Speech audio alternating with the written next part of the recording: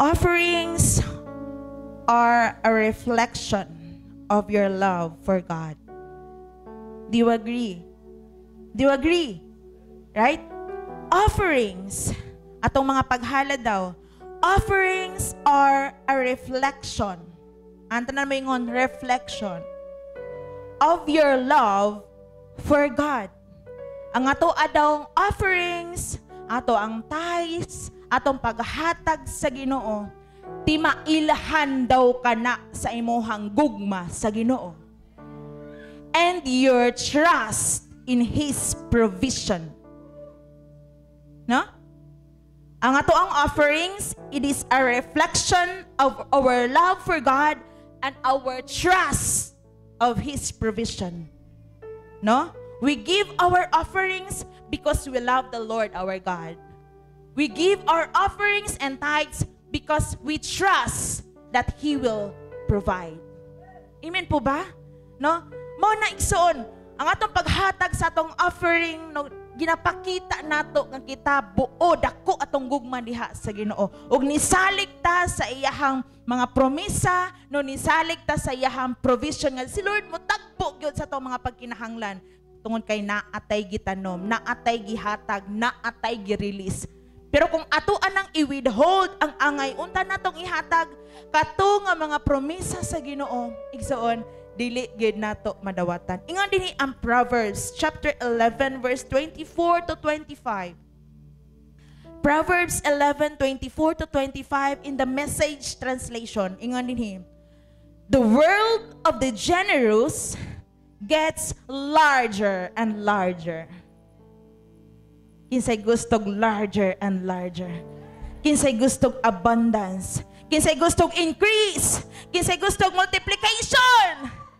Amen? The world, ang kalibutan daw sa mga manggihatagon, gets larger and larger.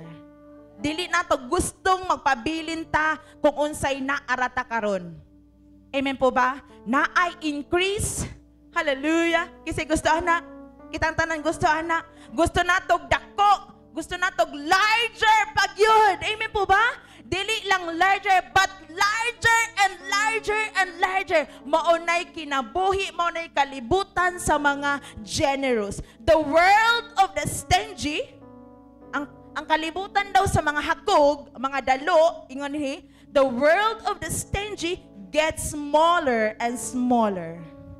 The one who blesses others is abundantly blessed.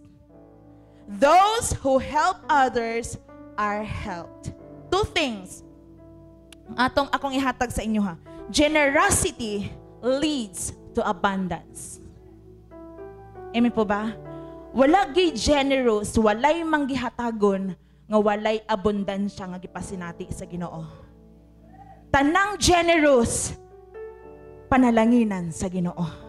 Tanang manggihatagon, panalanginan sa Ginoo. No? Generosity leads to abundance. Kitang tanan gusto tag abundance.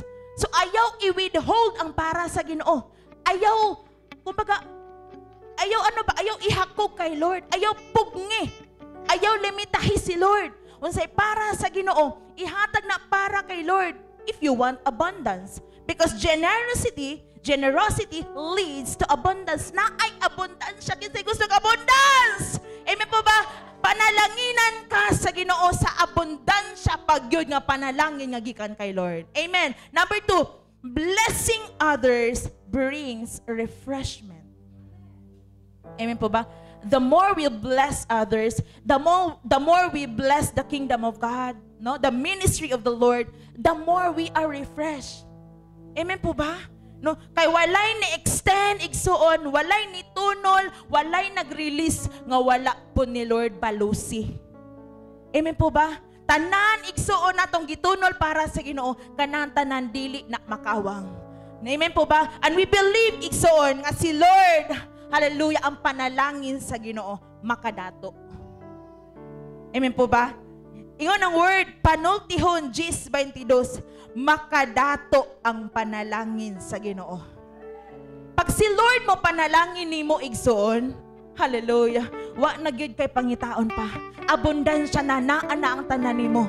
Bisan pag unsa nimo kakugi ingon dinhi, makadato ang mga panalangin sa Ginoo. Dili makalabaw niini ang bunga sa kakugi. Bisan pag unsa nimo kakugi, bisan unsa nimong paningkamot, kung wala ang panalangin sa Ginoo, wala ang pabor ni Lord, wala ang tanan, kawang ang tanan.